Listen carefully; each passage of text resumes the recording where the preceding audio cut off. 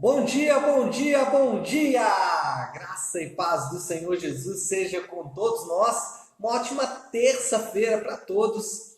Hoje é dia 10 de agosto de 2021. Bem-vindo, muito bem-vindo ao nosso devocional de hoje. O tema do nosso devocional hoje é impressionante. Hoje o tema é: o reino está próximo.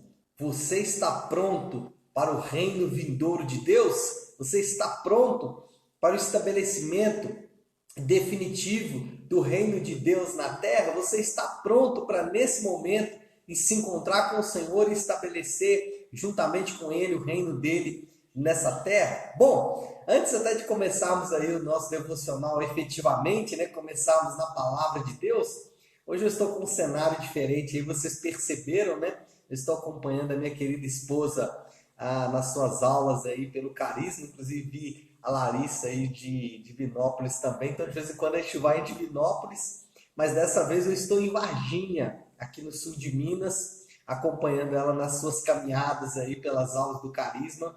Então hoje eu vou fazer com esse cenário, hoje e amanhã eu estarei então aí dentro desse cenário. Bom, vamos para a palavra que é o que interessa, né? Hoje nós vamos falar de Isaías 51 e também 52. O reino está próximo. Você está pronto para estabelecer o reino vindouro de Deus ou para viver no reino vindouro de Deus? A promessa que ele fez de que esse reino estaria chegando. Você está pronto para o estabelecimento desse reino? Bom, o contexto que nós temos aqui é o seguinte: Isaías 51 e 52.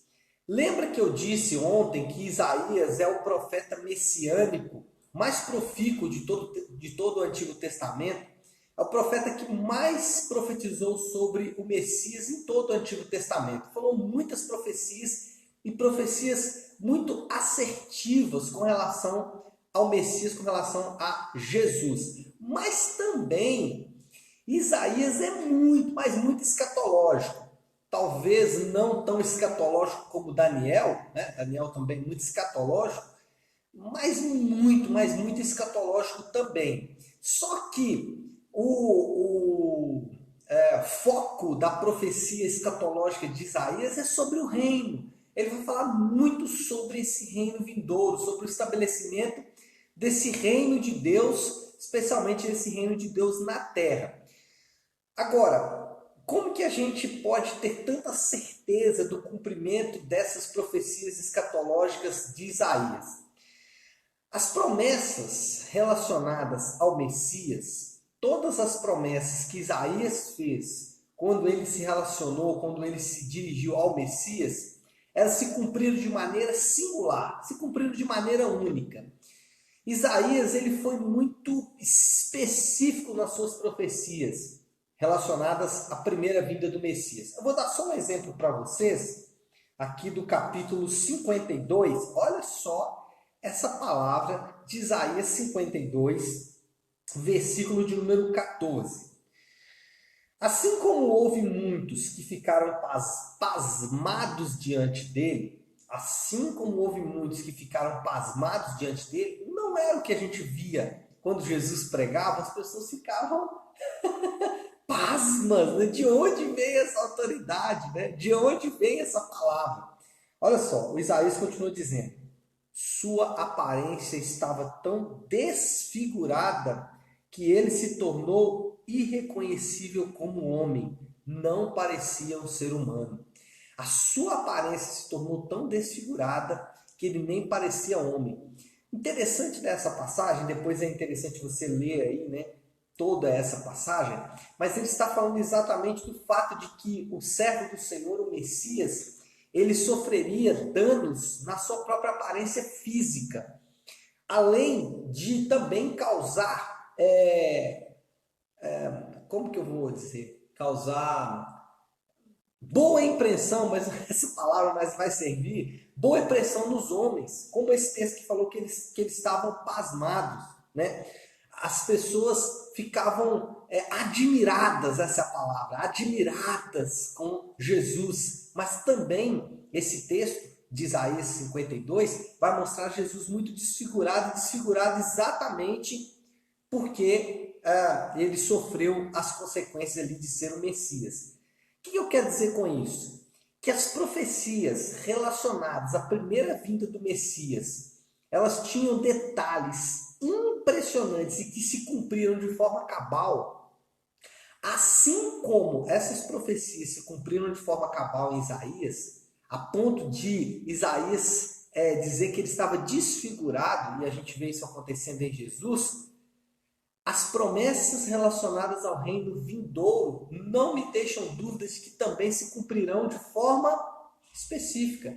Assim como Isaías foi específico no primeiro cumprimento das profecias, assim como o cumprimento das profecias de Isaías no primeira vinda de Cristo foram singulares, foram únicas, as profecias relacionadas ao reino vindouro de Deus não me deixam dúvidas de que serão da mesma forma.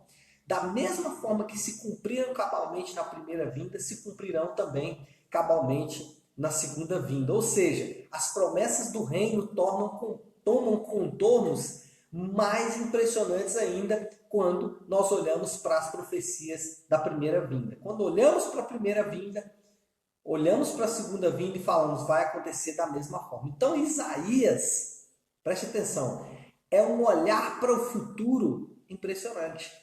Quer conhecer o futuro? Lê Isaías. Quer saber o que vai acontecer no futuro?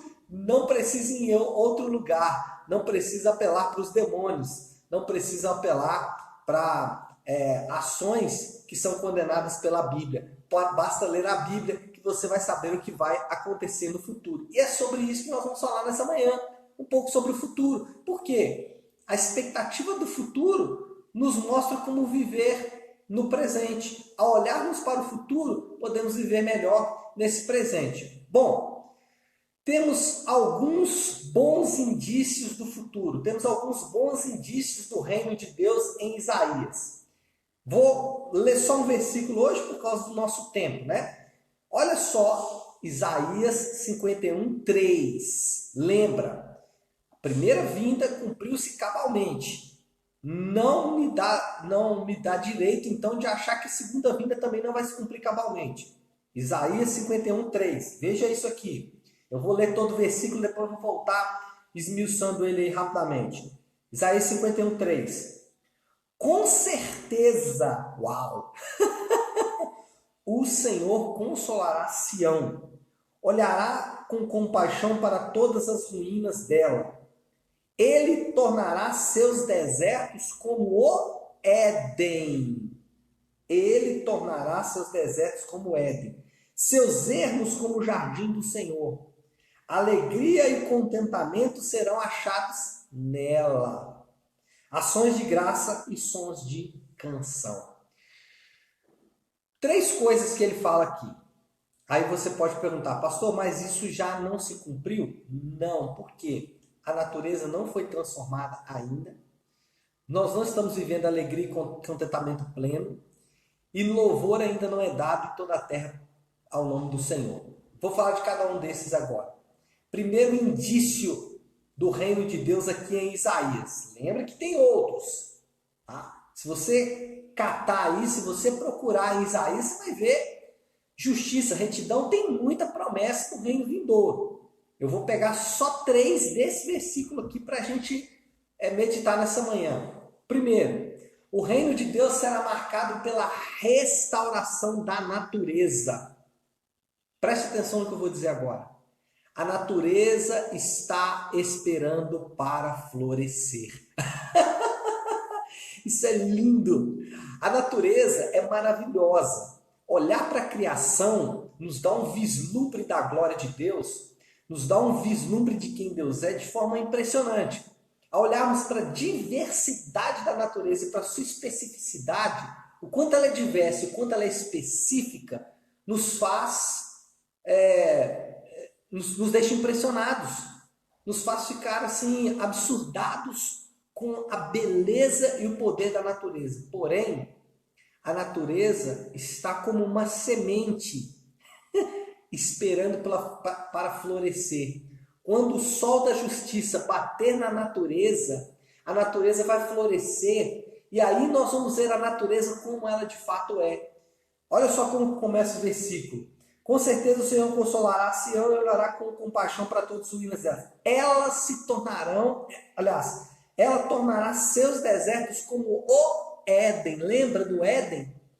O que Deus está falando aqui é que a natureza vai tomar os seus contornos como ela tinha na criação. Vai voltar a ser como ela é lá na criação, perfeita. Perfeita.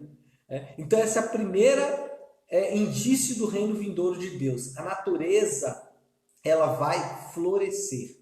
Segundo, o reino de Deus será marcado por alegria e contentamento. Se em primeiro lugar o reino de Deus será marcado pela restauração da natureza, e aí é impressionante porque, vou dar um exemplo aqui, tá? Não vou ter muito tempo, mas o coronavírus, por exemplo, é um exemplo clássico da natureza em desordem. Então, a natureza vai voltar para a ordem. Segundo, alegria e contentamento. Anota o que eu vou dizer agora aí. A nossa leve e momentânea tribulação produz eterno peso de glória. Já ouviu esse versículo? A nossa leve e momentânea tribulação produzirá eterno peso de glória. Esse versículo é maravilhoso. E esse versículo é escatológico. Ele está dizendo o seguinte: a nossa leve e momentânea tribulação nessa existência vai produzir na próxima existência eterno peso de glória. Olha só o que o Isaías vai dizer aqui. Alegria e contentamento serão achados nela. Falando do reino vindouro, ele está dizendo alegria e contentamento serão achados nela. Segundo a restauração de Deus aqui, a restauração do equilíbrio do homem, a restauração do equilíbrio da natureza do homem, tanto emocional, como física e como espiritual. O homem não será mais essa bomba emocional, o homem não será mais afastado de Deus definitivamente, mas habitará de fato com Deus. O homem não vai sofrer mais os efeitos da queda em seu corpo físico. Alegria e contentamento serão a marca do reino de Deus. E em terceiro lugar, se em primeiro lugar, indício do reino é que a natureza será restaurada, a guerra cósmica entre Deus e o homem será restaurada. Segundo, alegria e contentamento, ou seja, o homem será todo restaurado. Essa bomba emocional, essa bomba espiritual que o homem essa bomba física, essa confusão que o homem vive, vai cessar. Em terceiro lugar, o reino de Deus será marcado por louvor constante ao Senhor. Olha só como termina o versículo. Ações de graça e som de canções. Então, o que vai acontecer no reino vindouro de Deus? Louvor e glória eterna serão dados para Deus. Deus ele vai receber da parte do homem toda a honra, todo louvor e toda a glória. Aí você fala assim, pastor, mas isso aí que o senhor está falando é como a gente pensava antigamente, né? Os anjinhos tocando harpinha, os homens cantando santo, santo, santo o tempo todo diante de Deus. Talvez isso vai existir, tem algumas profecias relacionadas a isso em Apocalipse, mas não é isso que eu quero dizer e não é isso que o texto está dizendo. O que o texto está dizendo é o seguinte: o propósito inicial da criação do homem, o propósito inicial da criação de Deus, para que Deus criou todas as coisas? Deus criou todas as coisas para o louvor da sua glória. Pega aí agora. Deus criou todas as coisas para o louvor da sua glória. No reino vindouro dele, vai ser glória, vai ser louvor à sua glória constante. Ou seja, o reino vindouro dele é o resgate do objetivo primário da criação. Louvar e engrandecer o nome do Senhor. Louvar e exaltar a glória de Deus. Ou seja, o reino de Deus será marcado pelo resgate do objetivo principal de Deus, que é louvor da sua glória. É ou não é maravilhoso isso, pessoal? Tudo vai estar no lugar. Tudo vai ser colocado no seu devido lugar. Nada mais estará fora do lugar. Você está pronto para o reino de Deus? Foi assim que nós começamos o nosso devocional de hoje. Você está pronto para o reino de Deus? Eu acho que depois dessa explicação aqui você vai estar mais do que pronto, né? Volta logo, Senhor, traz logo esse reino aí que nós não estamos aguentando mais o processo, não. Mas, para encerrar, eu queria deixar aí o desafio do Léo, né? Desafio do Léo.